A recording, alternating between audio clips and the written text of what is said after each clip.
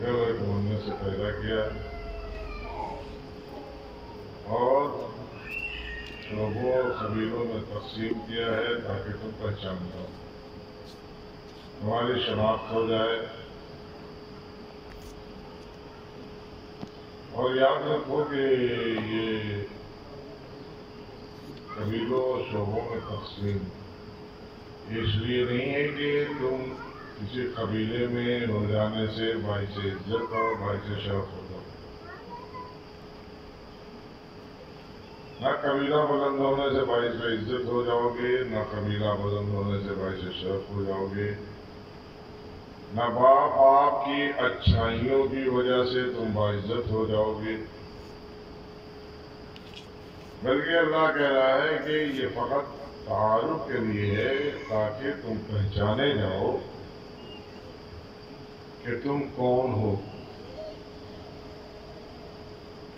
ورنہ اگر کوئی باعث عزت و شرف ہے تو اِنَّ اکرمکم، تم میں مکرم اور باشرف باعزت وہ شخص ہے جو متقی ہے، بہت زیادہ متقی ہے۔ جتنا زیادہ متقی ہوگا اتنا ہی زیادہ باعث شرف و عزت ہوگا۔ لہٰذا اللہ نے محترم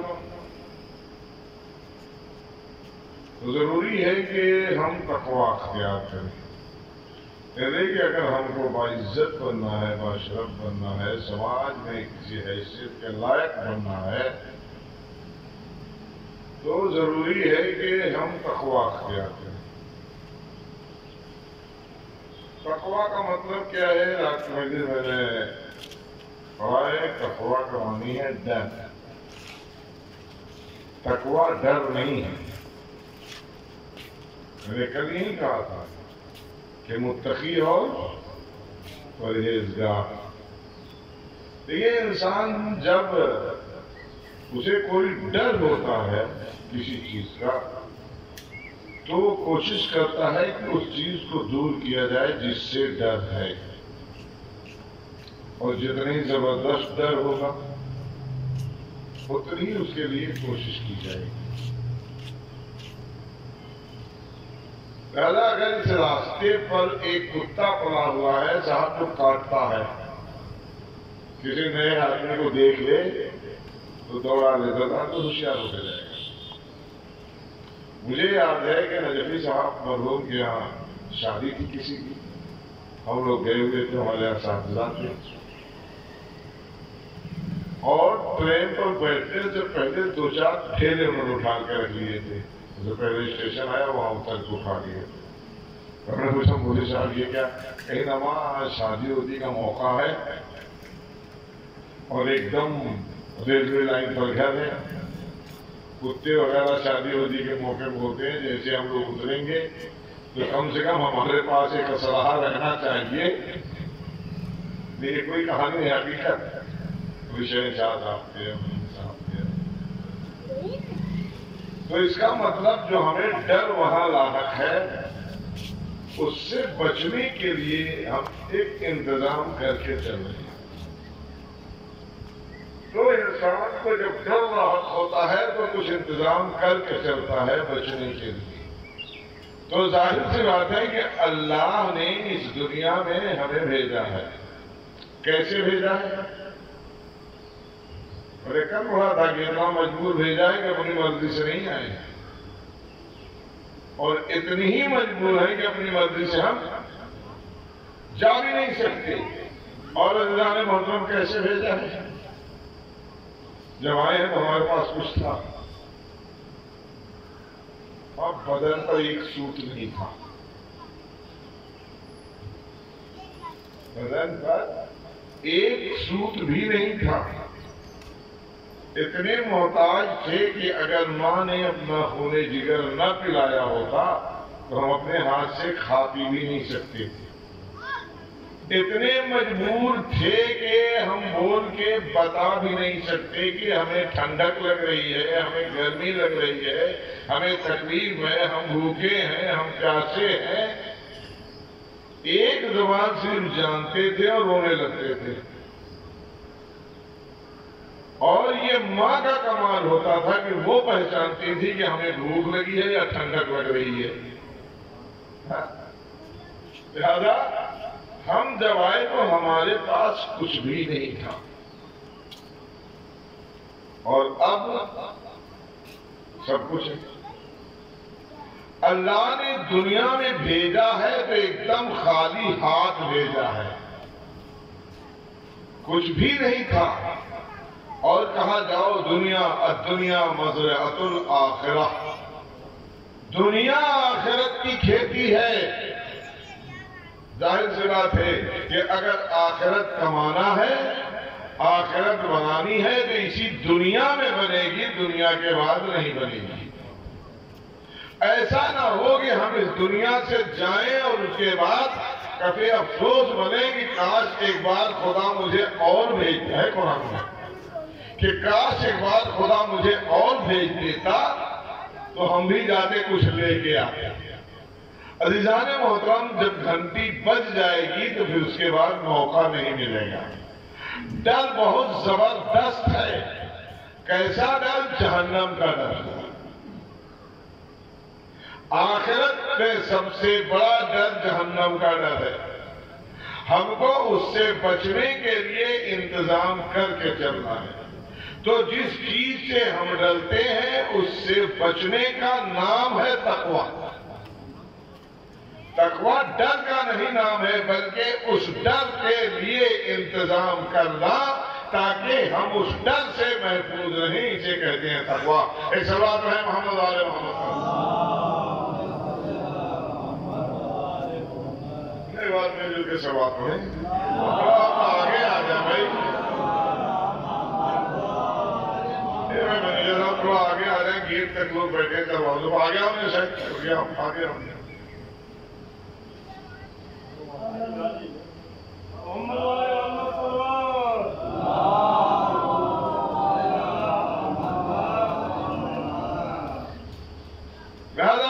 محترم، اس ڈر سے بچنے کا جو انتظام کرنا ہے اسے کہتے ہیں تقویٰ. لہذا اللہ سے ڈرو، یعنی اللہ کے معاصی سے، اللہ نے جنہیں گناہ قرار دیا ہے، اللہ نے جسے حرام قرار دیا ہے، ان سب سے بچو. یہ ہے تقویٰ. لیکن عزیزان محترم، آئیے دیکھا جائے کہ اس کی تعریف کیا کی گئی ہے. تقویٰ کس منزل کا نام ہے؟ الگ الگ اعتبار سے لوگوں نے الگ الگ تعریف کی ہے. فلسفہ یونان والوں نے الگ کی ہے، فلاسفہ ہندیہ نے الگ کی ہے، اخلاق اسلامیات فلسفہ اسلامی نے الگ تعریف کی ہے. یہ سب الگ الگ تعریف کی، تو تفصیل میں نہیں جائیں گے انشاءاللہ. پھر کسی دن کی مجلس میں آئے گا یہ معاملہ. آج پر مہودیہ دیکھیے پڑھیں گے اتنی ہی دیر، لیکن جہاں ایسے گھڑی لگی ہے نا وہاں مسلسل گھڑی میں نکال رہتی ہے. ایک سوال میں محمد عالم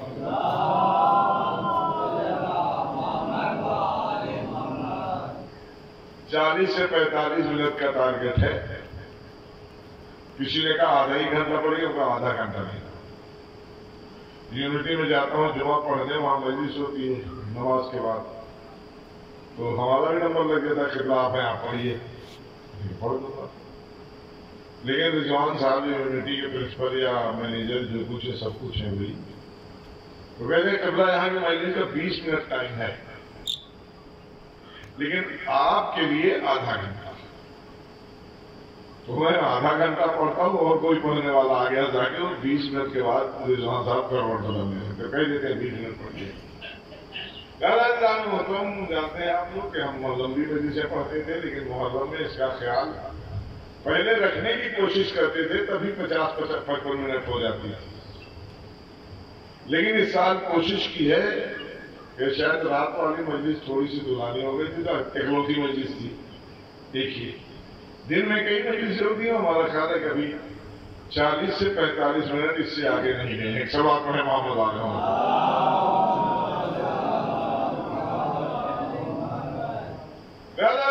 ہم سب کی تعریف مختصر کریں گے، تفصیل انشاءاللہ آگے میں آگے. لیکن یہ عمومی طور پہ جو دیکھا جاتا ہے وہ تقویٰ کیا ہے؟ کچھ لوگ یہ سمجھتے ہیں کہ بس مسجد میں بیٹھے رہیے اللہ اکبر اللہ اکبر. گزرا ہے ایسا زمانہ. پوچھا مولانا نے کون ہے؟ کہا یہ لوگ عابد ہیں. کیسے عابد؟ متقی ہیں. آپ ایک مسجد میں بیٹھے رہتے ہیں اللہ اللہ اللہ اللہ کرتے رہتے ہیں. یہ کون سا تقویٰ؟ گھر بات چھوڑ دیا کہ مسجد میں بیٹھے ہوئے، کسی نے دے دیا تو کھا لیا، نہیں دیا تو بھی نہیں. تو بیٹھے کہ اللہ اللہ اللہ اللہ اللہ اکبر صرف کہنا یہ تقویٰ نہیں ہے. بس نماز ہی پڑھتے چلے جانا یہ بھی تقویٰ نہیں ہے. انشاءاللہ بات آئے گی اسی 10 دن کے بیچ کی تقویٰ کسے کہتے ہیں، کہاں سے ملے گا تقویٰ؟ کیسے؟ نماز پڑھنے ہم متقی ہو جائیں گے، عبادت کرنے ہم متقی ہو جائیں گے. الگ الگ آیات ہیں انشاءاللہ آئیں گی. تو تقویٰ اس طرح حاصل نہیں ہو جاتا. تقویٰ کسے کہ اللہ اللہ اللہ اللہ اللہ اللہ اللہ اللہ اللہ اللہ. جی نہیں، متقی نہیں ہو سکتا. کچھ لوگوں نے یہ سوچا کہ ہم اپنے اوپر سختی برداشت کریں، کھانا پینا کم کر دیا، لاغر ہوتے چلے جا رہے ہیں، یہ تقویٰ ہے. کچھ لوگوں نے سوچا کہ آبادی چھوڑ کے نکل جاؤ، پہاڑوں پر زندگی گزار دو. دنیا میں بڑے خرافات ہیں، خرافات میں نہ پڑو. پہاڑوں پہ چلے جائیں گے وہاں تک ایسے تو ہندوستان میں باقاعدہ ہر طرح کے لوگ ملتے ہیں. پہاڑوں پر چلے جائیں گے وہاں اکیلے اللہ اللہ اللہ پہ یاد کریں گے، بس اللہ ہوگا اور بس. یہ تقویٰ ہے؟ یہ بھی تقویٰ نہیں ہے. عزیزان محترم، یہی کچھ لوگ ہیں ہندوستان میں کہ ایک دم اپنے کو ایسا بنا لو کہ دھوپ جاڑا گرمی برسات کل اپنے بدن پہ برداشت کرو، یعنی بدن پر ایک کپڑا بھی نہ ہو. ہم متقی ہو گئے ہیں، آپ لوگ جانتے ہیں. بہت زیادہ اس پر تشریح کرنے کی ضرورت نہیں ہے. لیکن عزیزان محترم، کیا یہی تقویٰ ہے؟ اور اگر یہی تقویٰ ہے کہ ہم اپنے بال بچوں کو چھوڑ کے جا کے مسجد میں بیٹھ گئے، ہم تو لا الہ الا اللہ محمد رسول اللہ، ہم پہاڑ پر نہیں جائیں گے، ہم ننگے نہیں ہوں گے، ہم رہنا نہیں ہوں گے، ہم مسجد میں اللہ اللہ کریں گے، یہ بال بچے جو یہ کہاں جائیں گے؟ حدیث میں ہے کہ اگر کوئی رزق حلال کمانے کے لیے نکلتا ہے اور اس راہ میں وہ مر جاتا ہے تو اللہ اسے شہادت کی موت لکھتا ہے. وہ شہید مرتا ہے. اور شہید کا مرتبہ کیا ہے؟ شہید زندہ ہے، اللہ کی طرف سے رزق پاتا ہے. لہذا محترم، اس کا مطلب روزی حلال روزی کمانا، اور کماتے کماتے اگر اس دنیا سے چلے گئے تو شہید ہوئے. اس کا مطلب یہ ہوا کہ حلال روزی کمانا یہ بھی ایک جہاد ہے. عزیزان محترم، اور آگے بڑھتی ہے بات. سب کو مختصر کرتے ہوئے کچھ جملے کہہ دوں جن میں پوری بات ہو جائے کہ ہم تو امام المتقین کے ماننے والے ہیں. امام المتقین. آپ نماز جماعت پڑھتے ہیں کبھی کبھی نہیں، بلکہ اب تو تقریباً دھیرے دھیرے ہر گاؤں میں امام موجود ہے، چاہے جماعت پڑھتے ہوں چاہے نہ پڑھتے ہوں. بھائی محمد پور سے اگر امام چلا گیا تو کیا کیا جائے؟ بچوں کی تعلیم کے لیے سورالدین پور میں ہے، پورا شیر خان میں بھی ہے، دکن پٹی میں بھی ہے، اتر پٹی میں بھی ہے، بڑے پٹی والا بھی چلا گیا. لیکن بہرحال کم و بیش زیادہ جگہوں پر امام موجود ہے. جماعت ہوتی ہے یا نہیں ہوتی ہے، لیکن جماعت کا اصول سب جانتے ہیں. کیا اصول ہے؟ جماعت میں شریک ہو گئے تو اب امام سے آگے آگے چلے جا رہے ہیں. امام رکوع میں، ہم سجدے میں، امام سجدے میں ہم بیٹھ گئے. نماز ہوگی کہ بھیا نماز تو پڑھ رہے ہیں نا، اس کے پیچھے کھڑے ہیں. نماز نہیں ہوگی اس لیے کہ امام امام کے ساتھ ساتھ رہو، امام کے آگے آگے نہیں جا سکتے، لہذا جب امام کے آگے نہیں جا سکتے ہمیں امام کے ساتھ ساتھ رہنا ہے۔ ہمیں پتہ نہیں کیسے امام قرات تو ان کی صحیح ہے نہیں، جلدی جلدی پڑھے چلے جا رہے ہیں، لیکن اب جماعت کا ثواب بھی لینا چاہتے ہیں۔ کھڑے ہو گئے، امام پڑھ گیا الحمدللہ رب العالمین الرحمن الرحیم مالک یوم الدین ونستعین والضالین بسم اللہ الرحمن الرحیم، چھوٹی سورہ پڑھا، انہوں نے جلدی بسم اللہ الرحمن الرحیم الحمدللہ الرحمن الرحیم، معلوم ہوا وہاں انا تعالیٰ ختم ہو گیا، وہاں رکوع میں چلا گیا، اب الحمدللہ نہیں ختم ہوئی۔ صحیح ہے، شاید اسی لیے شریعت نے ایسا قانون بنایا کہ جب تک قرات کی جائے کھڑے ہو کے سنیے، پڑھنے کی اجازت نہیں ہے۔ ایک سوال تو ہے محمد آل محمد کا، بھیا ہر جگہ کچھ اس طرح کے لوگ ہوتے ہیں، کوئی یہ کہتا ہے کہ مولانا بھائی جلدی جلدی پڑھا رہے ہیں، کوئی یہ کہتا ہے بھائی مولانا تو اتنے آہستہ پڑھاتے ہیں کھڑے کھڑے تھک جاتے ہیں، کوئی یہ کہتا ہے مولانا کی قرات نہیں، جبکہ جانتے نہیں قرات کہتے کسے ہیں۔ ہم اسی رنگوں میں جو مولوی ہے تھوڑا بہت پڑھا ہے اس سے بات نہیں کرتے، عام بچوں سے پوچھتا ہوں، انسانوں سے پوچھتا ہوں، تنظیم میں پڑھے ہیں تبھی، ابھی جو مکتب کے مکاتب کے امتحان ہوئے ہیں اس میں زیادہ تر بچے قرات میں فیل ہوئے ہیں۔ تجوید کی باقاعدہ کتاب ہے، اسے سمجھتے ہی نہیں کہ اسے بھی پڑھنا چاہیے کہ صاد کیسے نکالا جائے، شین کیسے نکالا جائے، سے کیسے نکالی جائے، سے کیسے نکالا جائے، حروف حلقی کیا ہے۔ تو عزیزان محترم، لیکن کہیں گے مولانا پتہ نہیں یار ان کی قرات صحیح نہیں سمجھ میں آتی،